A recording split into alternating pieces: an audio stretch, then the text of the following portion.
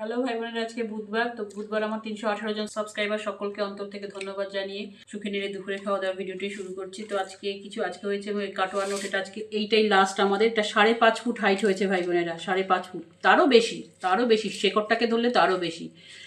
আর মাংস আর হচ্ছে সিমুই করেছি ভাই বোনেরা।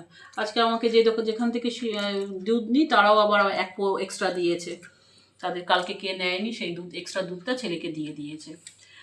আর হ্যাঁ, এই যে অভয়ার মা যে দাঁড়িয়েছে পানিহাটিতে, তো অভয়ার মায়ের পিছনে সবাই আদা জল খেয়ে পড়েছে, বিশেষ করে সিপিএম এর লোকেরা তো ভীষণভাবে পড়েছে। তাদের এই আজকে কলতানের বক্তব্য শুনছে, ওই একই কথা, অভয়ের গাড়ি আটকেছিলাম, ওই করেছিলাম, সেই করে।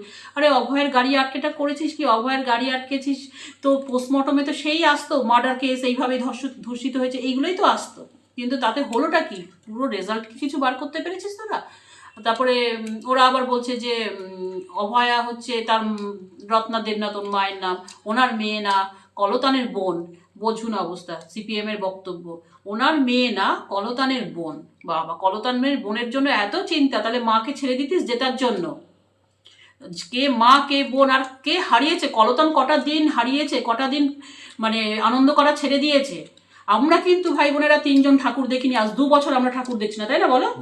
মায়ের মূর্তি কিন্তু ভাই বোনেরা তোমরা বিশ্বাস করবে না করবে, অন গড, আমার ছেলে, আমি, ওর বাবা, 3 জন আমরা মায়ের মূর্তি দেখি, টিভিতে দেখি, কিন্তু আমরা 3 জন যবে এই মহিলা যাবে তবে যে এই অভয়া হত্যার যে আসল মালকিন সবাই জানে কে জানে, নাটের গুরু মানে বিষ্ণু মাতাকে জানে সবাই, যে বিষ্ণু মাতাই করিয়েছে, ঠিক আছে? তো এই বিষ্ণু মাতা যবে যাবে তবে কিন্তু ভাই বোনেরা আমরা মায়ের মূর্তিকে দেখব। আমরা ঠিক করেছি ওই কি বলে মাটির তৈরি প্রতিমাকে দেখব না। মাটির তৈরি প্রতিমাতে দেখে কি করব? মা তো কিছু করতে পারলো না, ঠিক আছে? তবে যবে এই মহিলা যাবে তবেই আমি মনে করবো অভয়াটার বিচার। আর ভাই বোন, তোমাদেরকেও একটা কথা বলি, যে আমরা সন্তান করি না, সন্তান আমাদের না, তোমার সন্তানকে যেদিন তুমি পৃথিবী থেকে রেখে যেতে পারবে সেই দিন তুমি জানবে সেই সন্তান তোমার, কারণ তুমি তাকে রেখে যেতে পারলে পৃথিবী থেকে, ঠিক আছে? এই যে অভয়ের মা বাবার সন্তান কোথায়? আর সন্তান রইল না।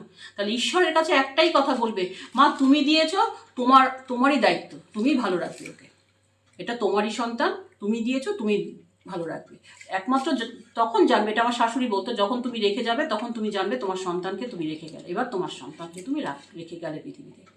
যাই হোক ভাই বোনেরা, অনেক জ্ঞান দিয়ে ফেললাম আজকের মতন ভিডিওটা এইটুকু। ভালো লাগলে অবশ্যই লাইক চিহ্ন দেবে, সাবস্ক্রাইব করে পাশে থাকবে।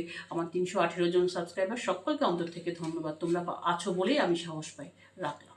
জয় শ্রীরাম।